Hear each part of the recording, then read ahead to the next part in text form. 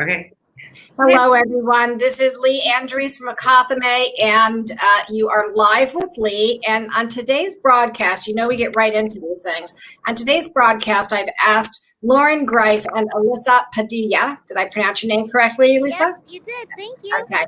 I've asked them to join us to talk about what it's like to find a job and what it took to find her next job. Elisa, that's what Elisa's going to talk about. And we're going to talk about the program that Loren put together to help Elisa find that position. So first and foremost, if you're not familiar with me, I am Lee Andrese. I am with Akathame. I've been in the staffing and HR and learning and development capacity for many decades, and recently launched Akathame to focus on changing how talent acquisition and talent management happen in the workplace and for the candidate and for the employee. So it's a big shift that we're trying to make, and hopefully we'll see some of that. Loren Greiff is president of Portfolio Rocket. And Loren, do you want to introduce yourself real quick? Sure, I'd love to. And always thank you, Lee, and thank you, Elisa. I am Loren Greiff. I am the founder and president of Portfolio Rocket. I specifically work with senior level creatives and marketers, helping them untap opportunities in the hidden job market where 80 to 85% of the opportunities are but not posted. That's my spiel, and I'm going to stick with it. Thanks, Loren. Elisa. Oh, I've got to get that right. I'm going to get that right at the end of our call. Yep. Elisa Padilla. I'm a senior level marketing executive with 25 plus years experience in sport and entertainment. And like so many other Americans in the world today, I'm in transition, finding my next opportunity, and have been extremely blessed to meet Loren. So I'm excited to share my story today. That's excellent. Well, thank you. And that's really why we're here today. So let's start with some questions. And Elisa, we're going to start with you. In the first place, why did you connect with Loren?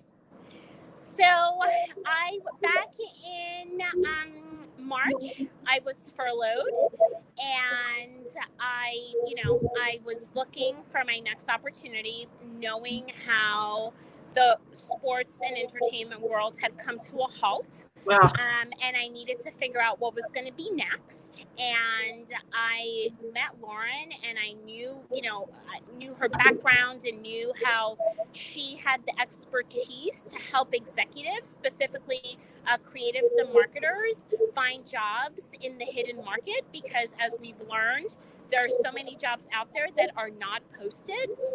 So I decided to sign up for Loren's group and start working with her. And it has been an invaluable experience for two reasons. And I think that this is important. For me personally, it's put me in a new group of folks. The folks that are in my group, none of them work in sports and entertainment. So I've expanded my network. And then secondly, it's like the nuggets of expertise that Loren has shared have been extremely helpful in this job process, which is very different today than it was years ago. So let's talk about that. What is different today versus years ago? Why, what have you experienced? Well, I think that the first thing is that, social media plays a really big part in today's search. I think that the connections that are in your initial network, those people are connected to so many other people. So I think that's a big difference that I have found. And second, we're all content generators. We all have a story to tell. And one of the things that Loren and Portfolio Rocket has really, bubbled up and brought to the forefront is that we need to tell our stories. And that's how we get noticed. That's how we get discovered. So I think content development is, when I was working, that content development was really important to engage our customers and our fans. But now it's important because Elisa Padilla is looking for a job. That's interesting that you brought, and let's talk about Loren and pretend she's not here, right? So interesting that you bring this up because I cannot tell you how many senior level creative directors and marketers that I talk to are able to make their own shoes or make other people's shoes, but can't make their own shoes. It's like that old story with the cobbler, right?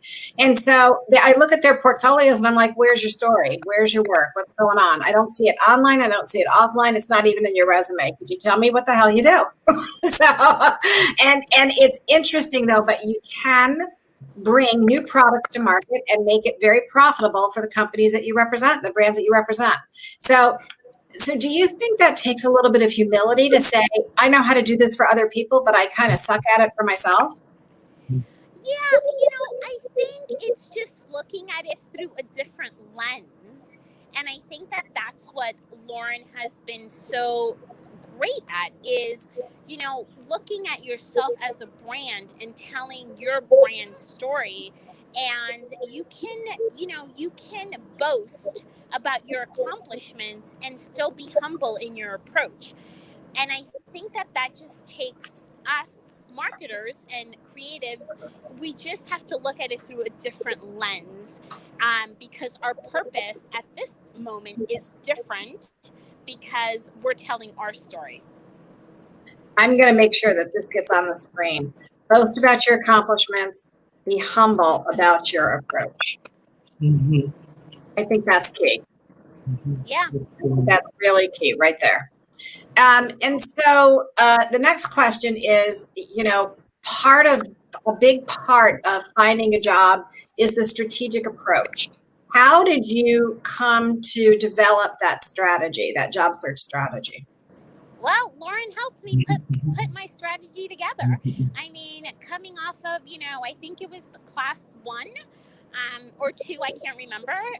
We had a homework assignment and we were tasked with identifying companies that we want to work for and putting together a list and identifying 10 people in each of those companies. Oh, wow. And that's a lot of people to identify.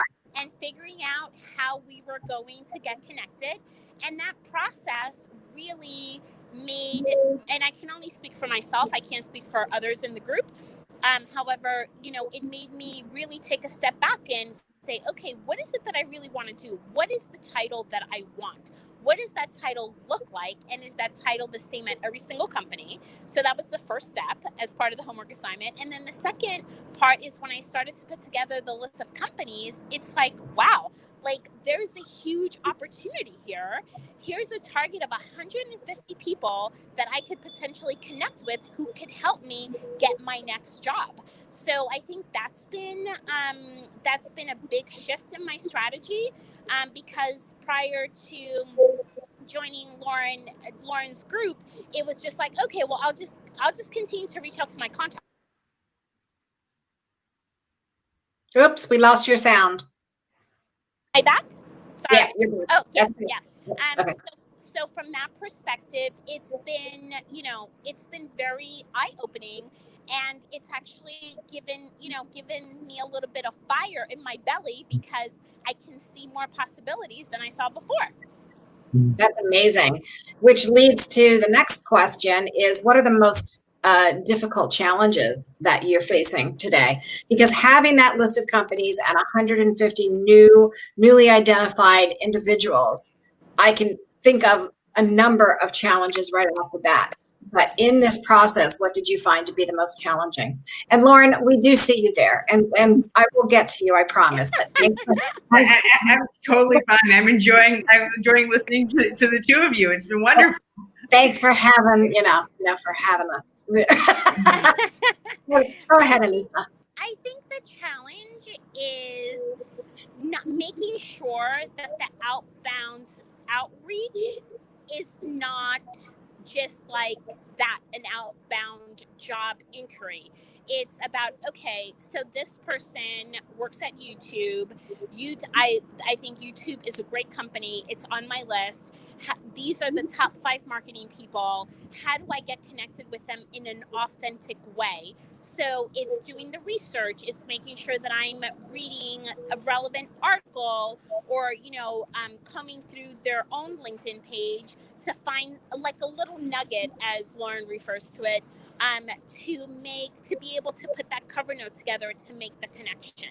So as opposed to, combing through job boards for looking for jobs, this is a different approach because it's more authentic and it's more personable in regards to the outreach, as opposed to saying, hey, I'm a marketer, I'm looking for a job, let's connect.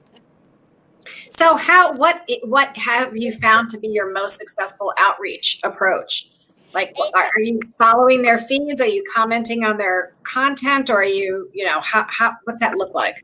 So twofold. One is doing I Google their name and see if they've been at any speaking engagements. That's my first stop, and to see if they've written any articles. And then the second is looking through their LinkedIn feed and seeing what they're posting about. And to date, the most successful has been going on their LinkedIn and looking at their posts and seeing what they're talking about and joining the conversation that way. Great. Now, some people will say that, a lot of this might be somewhat common sense, right? That it's all out there. But there's something that's different about the program that you were part of. What do you think made it that different? I think, this is such a tiny example, but I just want to, I think it makes the point. During one of the classes we were focusing on LinkedIn, and Loren showed us that there's an events search button. Okay, I've been on LinkedIn every single day since March. I never knew that events button existed. So, and that is, and you're absolutely right. It's like we think that it's common sense. We think that we know how to use these platforms, but there's so many things that unless you are an expert, you're not gonna find them. And to me, that's the point. So what if we're so myopic that we think we know what we believe is common sense, and we don't seek that expert insight, not just the expert insight, but an outside perspective from our own thoughts in our heads. That's why we pay people, right? Yeah. That's why we hire consultants, not just for what they know, but it's also for their insight and observation of what we can't see in ourselves. And that is invaluable. That's usually where the gems lie. Would you agree? 100%. Yeah. And I would also say that what I'm hearing from you is that it's this network that also helped you realize some of those things. It's not just, and that's a big key, I think, part of this program. Is that a fair statement? Absolutely. And you know what? We're not alone. We're not alone in this. Right. And I think that being unemployed and looking for, whatever your current situation is, because everyone's situation is different, it's a lonely process. Mm-hmm. And, twice a week, I know that I'm joining what I refer to as my peeps. And we celebrate, we share our stories, and you know what? Someone could be having a bad day and the group, lifts them up. So I think that's really important. And the other really great thing to see is that people are getting jobs. So when we celebrate people getting jobs, it's like, it's awesome. So it's been a great experience thus far. That's touching. That's touching. And it's nice to hear that. And when you have that group, it's a group that will never go away. Like once you're in that group, that's a group for life, is what it sounds like. Yeah, I think so. I think so. That's awesome. I hope so, at least.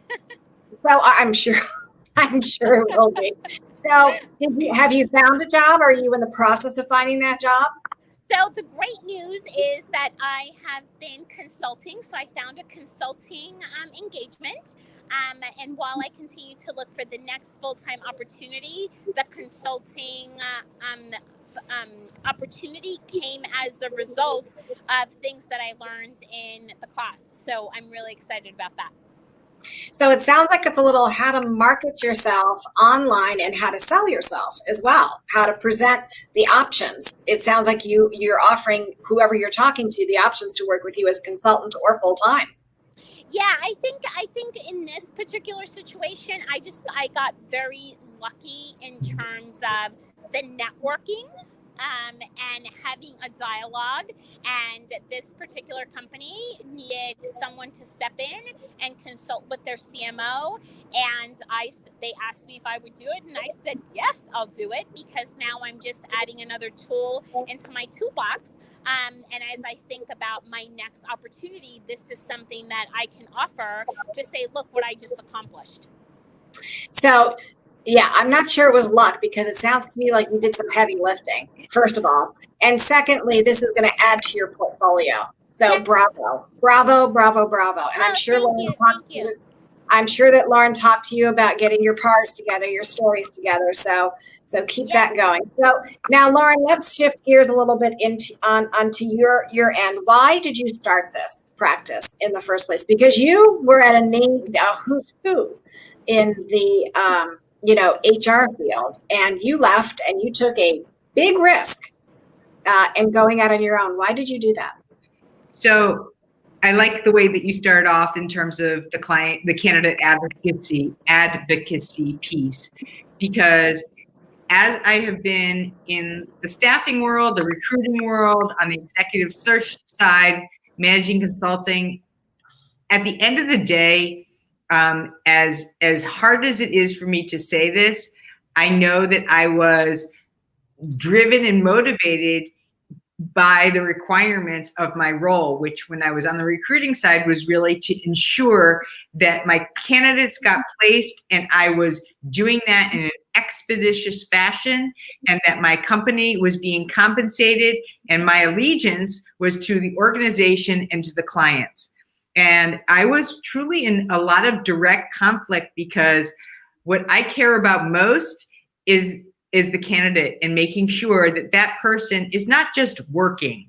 I'm talking about they're thriving, that they are being well compensated, that they are stretching in their career development, that they are not taking something that is just a matter of a check the box, that they are moving into areas that have a lot of growth potential. So there's multiple areas that as somebody who is there for them, with them, available 24/7 to receive their calls, that they know that there's this other person who is not just advocating for them, but presenting all the options and saying, who is this hiring manager? Why are they making this hire to begin with? What is in it for you? This is what you're buying for the experience for this, let's just say 6 months to a year, but where do you think this could leave you in the next 2 or 3 years? And how does that help you overall as you are developing your own area of expertise? So I was disheartened by watching a lot of candidates that my clients did not choose. And then the question is, okay, so now what? Where are you going now that you have not been aligned to this role, and for whatever reason that client is not choosing you? How are you continuing to stay on the path? And are you going back to a job board? What are you just moving from one recruiter to the next? Like, what are you actually doing to take this experience and use it and to be able to navigate your own steps, your own career? Because it's yours. It's your life, it's your work, it's your purpose, it's your mission, it's your income, it's your relationships with your families and your colleagues and your friends. So there's a lot that goes into it that you don't want to necessarily just hand over to somebody else to decide. That's so true. And what you're talking about is having a career strategy, not just having a job search strategy, but a career strategy. So when you start with that, what is my mission? What's my purpose? What do I want to be? What do I want to deliver in the workplace? That's different than just doing a job search strategy. And I think that, Loren, is the difference between what I hear from you versus almost every other coach, because the other job search coaches really focus on just finding you that job. And while some of the worksheets and some of the conversations are around what's your end game, what's your goal, I haven't seen anything that goes into depth about saying what is it that you really want to do, right? And how are you going to leave that mark on this planet? So I think that also And I want to talk equitably, and I want to talk impartially, because your program is not for everybody, right? And so, and that's a hard thing for a provider to even admit.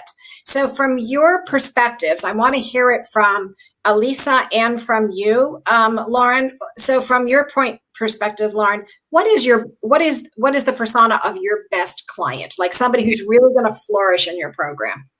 So, truth be told, I work with senior level creatives and marketers. And initially when I started, I wasn't able to make the distinction around the senior level. And why that is so important is because what I knew, but I hadn't necessarily articulated, is as senior level creatives and marketers develop through their careers, a lot of them have been there, done that. They've been at the agency. They've seen what it's like to work in a startup.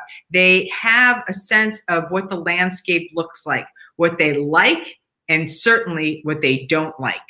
So life oftentimes, especially in the job world, is a matter of deduction, right? I know what I don't want to do again. And so that leaves room for all the things that I do want to do. And usually people in the more junior level of their career life are looking for a foot in the door. It's okay, and that's respectable, and it's the right thing to do, is get your foot in the door.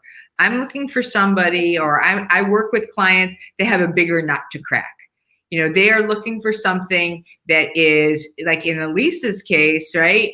It's like, we want to take that sports and marketing know-how, and we want to take the elements out of that are going to be not only transferable, but transformative for the next company. We want to demonstrate that what she has been able to do before is applicable and highly sought after in other places. So that's not a foot in the door kind of thing. That's much more of a strategic alignment, but also because we are expanding the search outside of those verticals, we want to be able to build the adjacency stories, or we want to be able to tell things that are really salient and powerful in the accomplishments that she has already taken place in, so that she can land in another C-suite role or another very senior role, so that she's not losing any traction. And so there's a lot more complexities and a lot of very specific things that we want to not only hit on, but certainly avoid. Yeah. And so that's interesting, Loren. Your take. So my take on that is that you want people who have already experienced some hurdles to overcome, and who are seeking that next level. How do I go about getting to that next, that through this transition, or possibly, transitioning out of an industry into another one. So you take some complex clients, is what I'm hearing. I do. And I like those complex because usually they are also kind of tied up in their own challenges, and it's hard for them to see clearly how much value they actually and truly are able to take as rocket fuel and use powerfully going forward. But also, I think that they demand a certain compensation level, which I am all about them getting, if not exceeding. So, we're dealing with change makers and innovators and people who are like, they don't want to take no for an answer. They don't want to settle. And they're also not looking, as you politely referenced, they're not looking for a job. That is not going to satisfy that itch. A job isn't necessarily the answer. And many of them, as I've heard with Elisa, they don't want to have to settle. This is the time that I'm going to invest in it so that I can set myself up to move forward in a way that is meaningful to me, not just to put a Band-Aid over, the immediate issue. And another thing that sounds, and Elisa, you can confirm this, that whatever you're teaching them and whatever this group is, whenever this network forms, these are practices that they can take throughout the entire lifespan from sunrise to sunset in their careers. It also sounds like it is somewhat agile, that as times change, the messaging of the way that we approach things or the tools that we use might change, but the foundation seems pretty solid. Is that a fair assessment, Alyssa and Loren? Please go, Elisa. Yeah, absolutely. And one of the things that I would just like, the way that I've been approaching it is I've been great in the C-level, but now I'm striving for greatness. And I think that's the biggest, for me personally, is like, okay, I've accomplished all of this. And what Loren is helping me with is how am I going to achieve that greatness in these changing times, because it's today's so different than when I started off in the marketing industry. Oh, wow. I can't even imagine. I can't even imagine. Yours is one of the, I think that marketing is one of the toughest components of an organization, because in many, many ways it drives the revenue and the brand, right? It does. That's what their goal is. Yep. Unfortunately, when things go south, as they have in COVID, and when a company experiences economic downturns, one of the first departments to get hit with that is marketing. And learning and development. So, I'm not sure which goes first, but the hatchet is usually there. So your ability to constantly stay current and relevant is really critical in that marketing creative domain. So we've only got a couple of minutes left, and I do want to ask this next what I think might be a tough question. So Elisa, when you first started working with Loren, did you hear that there was a guarantee of you finding a job or not? And if there wasn't, so why were you expecting some guarantee of finding a job through this program? No, I was when I started, and still my expectation is that I'm going to be given tools to find my own job and where I want to end up.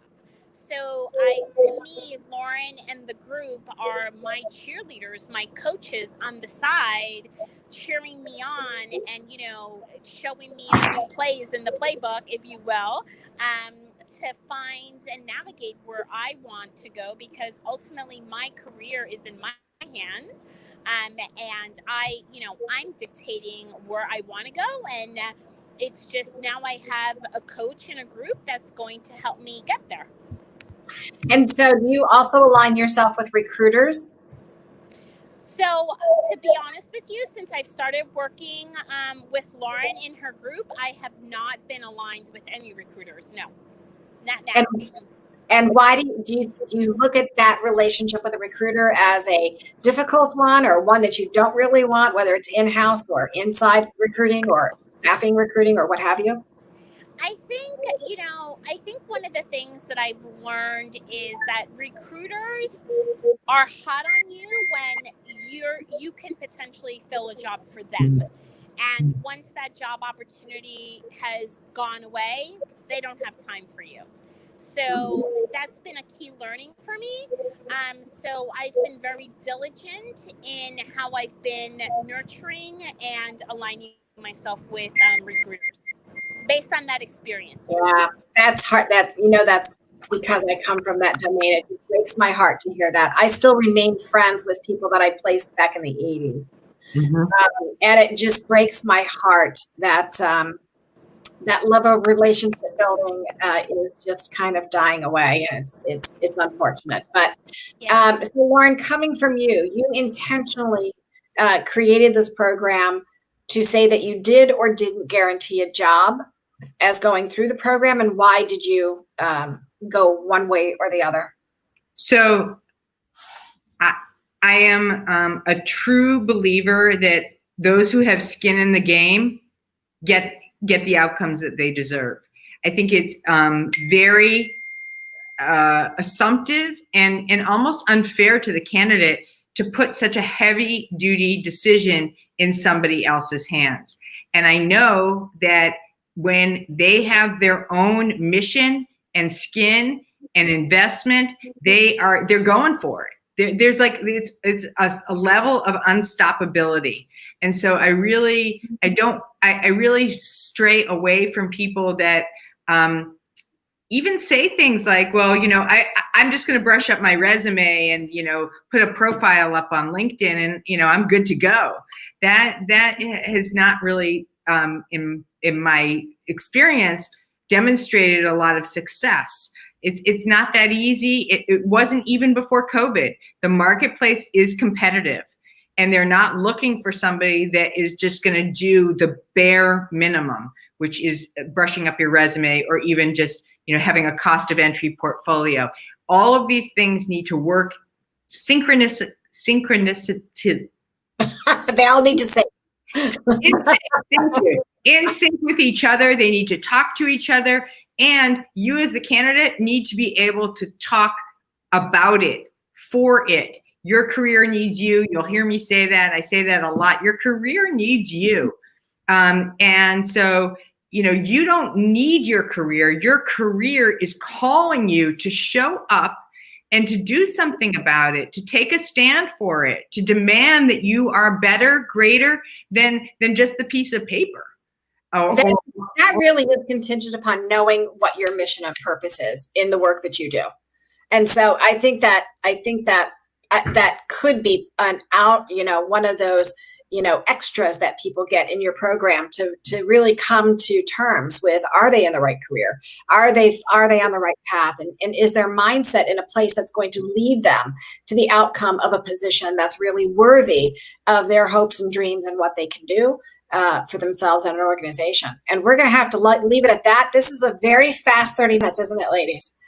So fast. It is fast, and I will tell you that's because the content is important, and the presenters were phenomenal. So thank you, Elisa, and thank you, Loren, as always. Thank you for the work that you are both doing in this world. It is very important to keep spreading that opportunity. You can get a hold of Loren at portfoliorocket.com. You can get a hold of Elisa through LinkedIn. Or portfoliorocket.com, and you guys know where to get me, either on LinkedIn or akathame.com. So you guys have a great afternoon. Thank you so much. Will. Thank you so much. Thank you so much. And thank you so much, both Lee and Elisa. Thank you. Okay, thanks. Bye-bye. Bye-bye. Bye.